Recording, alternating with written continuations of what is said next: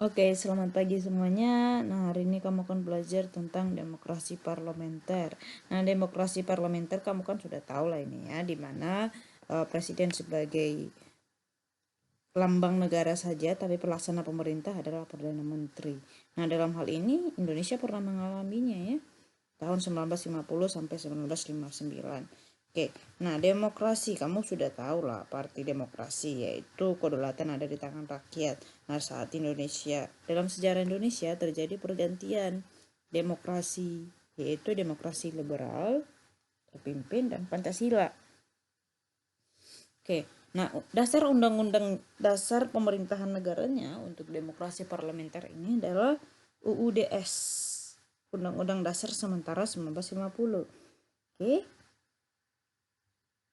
demokrasi ini bisa terjadi karena maklumat 6 Oktober 1945 yang mengatakan Indonesia menjadi negara parlementer. Lalu maklumat 3 November yang adanya multi partai. Oke.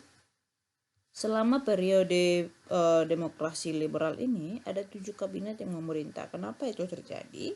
Karena adanya ketidakstabilan ya, masing-masing kabinet itu mengutamakan partai politiknya daripada kepentingan nasional. Oke? Jadi selama periode 8 tahun ada 7 kabinet yang menjabat. Nah, siapa saja ini dia? Natsir, Sukiman, Ali Sastro, Amijoyo, Wilopo, Burhanuddin, dan Juanda. Oke, Kabinet Natsir. Nah, Kabinet Natsir ini dipimpin oleh Muhammad Natsir ya, dari Partai Masyumi. Nah, programnya apa? Menggiatkan usaha keamanan dan ketentraman, mencapai konsolidasi dan menyempurnakan susunan pemerintah, dan menyempurnakan organisasi angkatan perang, mengembangkan dan memperkuat ekonomi rakyat. Nah, memperjuangkan penyelesaian Irian Barat. Nah, tidak sampai 2 tahun, kabinet ini langsung runtuh ya, mengundurkan diri. Kenapa? Karena pada masa itu PNI tidak percaya, mengajukan mosi tidak percaya karena pemilihan anggota DPRD dan DPRDS katanya menguntungkan Partai Masyumi saja. Oke. Lalu diganti oleh Kabinet Sukiman. Nah, nama aslinya Sukiman Wiryo Sanjoyo.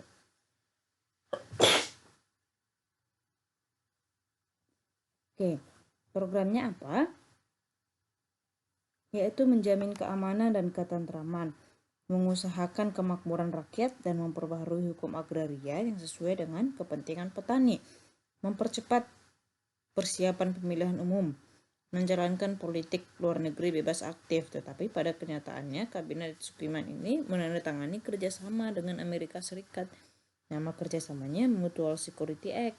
Nah, kebijakan ini membuat dia melanggar politik bebas aktif yang didengung-dengungkan ya. Akhirnya dia mengundurkan diri. Lalu Kabinet Wilopo. Oke, disebut Jaken Kabinet karena terdiri dari para ahli di dalamnya, bukan dari partai politik ya. Oke, programnya apa? Yaitu melaksanakan pemilihan umum anggota konstituante DPR, DPRD, meningkatkan kemakmuran rakyat, lalu meningkatkan pendidikan dan pemulihan keamanan. Nah, program luar negerinya menyelesaikan masalah Indonesia dan Belanda, terkhusus masalah pengembalian Irian Barat ya, dan mengundurkan diri karena ada mosi tidak percaya. Dalam penggantian Kepala Satuan Angkatan Darat ada kebijakan yang menyebabkan anggota Angkatan Darat itu tidak percaya kepada Wilopo pada masa itu. Lalu peristiwa Tanjung Merawa. Peristiwa apa ini? Ini adalah peristiwa penggusuran. Oke? Di Tanjung Merawa yang menyebabkan petani ada yang meninggal ya. Lalu Kabinet Ali Sastro Amijoyo yang pertama. Oke?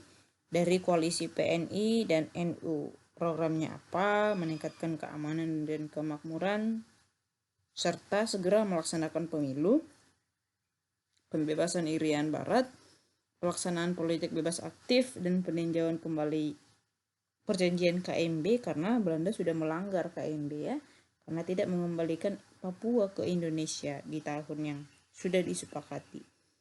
Lalu menyelesaikan pertikaian politik. Nah, tetapi pada masa itu NU sebagai anggota koalisi menarik dukungannya dari kabinet ini. Oke, sehingga terjadi keretakan. Oke, yang memaksa Ali Sastroamidjojo harus menyerahkan jabatan ini kepada presiden. Nah, digantilah menjadi Burhanuddin Harahap. Oke, apa programnya? Mengembalikan kewibawaan pemerintah, yaitu mengembalikan kepercayaan Angkatan Darat dan masyarakat kepada pemerintah, melaksanakan pemilihan umum. Oke, dan akhirnya terlaksana. Jadi pemilihan umum pertama terjadi di kabinet Burhanuddin Harahap. Oke, lalu melaksanakan desentralisasi, mengontrol inflasi dan memberantas korupsi, dan perjuangan pengembalian Irian Barat. Lalu kelompok melaksanakan politik bebas aktif melalui kerjasama Asia Afrika ya. Oke, kabinet Ali Sastroamidjojo yang kedua, periode kedua, masih koalisi PNI dan NU. Oke, perjuangan programnya mengembalikan Irian Barat, lalu membentuk daerah otonomi dan mengusahakan perbaikan nasib kaum buruh, menyehatkan perimbangan keuangan negara, mewujudkan perubahan ekonomi kolonial menjadi ekonomi nasional. Nah, tetapi dalam prakteknya nanti PKI itu sebagai pemenang pemilu itu tidak dilibatkan sehingga terjadi gerakan pemberontakan. Oke. Nah, ada tawar menawar jabatan atau sering disebut politik daging sapi. Oke, yang terakhir adalah kabinet Juanda. Jaken kabinet tadi apa? Yaitu terdiri dari para ahli di bidangnya ya. Nah, dibentuk karena kegagalan konstituante dalam menyusun Undang-Undang 1945 dan untuk menggantikan UUDS menjadi Undang-Undang Dasar gagal ya. Namanya Insinyur Juanda. Programnya disebut Pancakarya atau 5 karya. Yang pertama, membentuk Dewan Nasional. Kedua, normalisasi keadaan Republik Indonesia. Ketiga, melancarkan pelaksanaan pembatalan KMB. Keempat, perjuangan pengembalian Irian Barat. Kelima, mempergiat atau mempercepat proses pembangunan. Oke, sampai di sini pelajaran. Kalau ada yang mau ingin kalian tanyakan, silakan ditanyakan ya.